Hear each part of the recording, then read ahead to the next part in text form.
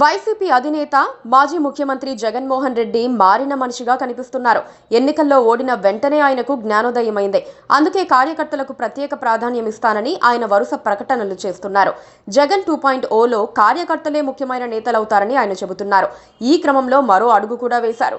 5 ఏళ్ల అధికారంలో ఓవరాక్షన్ చేసి ప్రజాధనాన్ని విపరీతంగా దండుకున్న నేతలను జగన్ పక్కన పెట్టేయాలని డిసైడ్ అయ్యారు. ఆ దిశగా వేగంగా చర్యలను కూడా ప్రారంభించారు.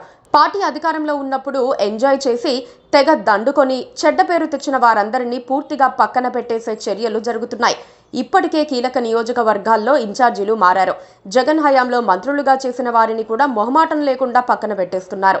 సత్తెనపల్లి ఇన్ఛార్జి పదవి నుంచి అంబటి రాంబాబును తొలగించడం అందులో భాగమేనని చెప్పుకోవాలి. అలాగే బూతుల నేతలుగా పేరు పొందిన కొడాలి నాని, వల్లభనేని వంశీ వంతు కూడా వచ్చింది.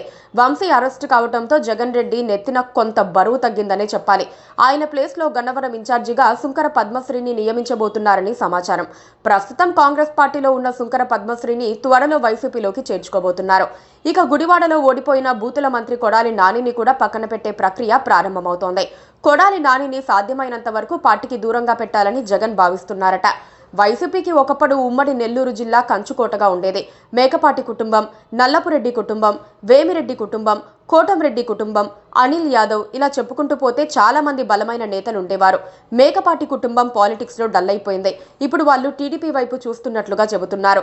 నల్లపురెడ్డి ప్రసన్న కుమార్ రెడ్డి మంత్రిగా పనిచేసిన నెల్లూరు సిటీ మాజీ ఎమ్మెల్యే అనిల్ యాదవ్ కు బూతుల నేతలుగా పేరుండేది. అలాంటి వారి వల్లే ఉమ్మడి జిల్లాలో పార్టీ దెబ్బతిన్నదని నిర్ధారణ కావటంతో పూర్తిగా పక్కన పెట్టేయాలని డిసైడ్ అయ్యారు. నెల్లూరు సిటీకి కొత్త ఇన్ఛార్జ్ వచ్చేశారు. అలాగే వేమిరెడ్డి ప్రభాకర్ రెడ్డి వెళ్లిపోవటంతో జిల్లాలో పార్టీకి ఫైనాన్స్ చేసే వాళ్ళు కరువయ్యారు. టీడీపీలో చేరిన ఆరం రామనారాయణ రెడ్డి ఇప్పుడు దేవాదాయ శాఖ మంత్రిగా ఉన్నారు. వైసీపీలో ఆయన స్థానాన్ని భర్తీ చేసే వాళ్ల కోసం జగన్ వెతుకుతున్నారు.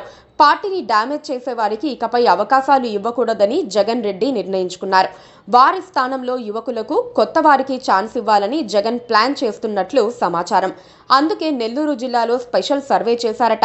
దాని ఆధారంగా సింహపురిలో యూత్ ను సెలెక్ట్ చేసి కొన్ని కీలక బాధ్యతలు వారికి అప్పగించబోతున్నారు. మారిన ట్రెండ్ ఎలా ఉంటుందో చూడాలి. Please subscribe to KTV Telugu. KTV Telugu. KTV Telugu channel.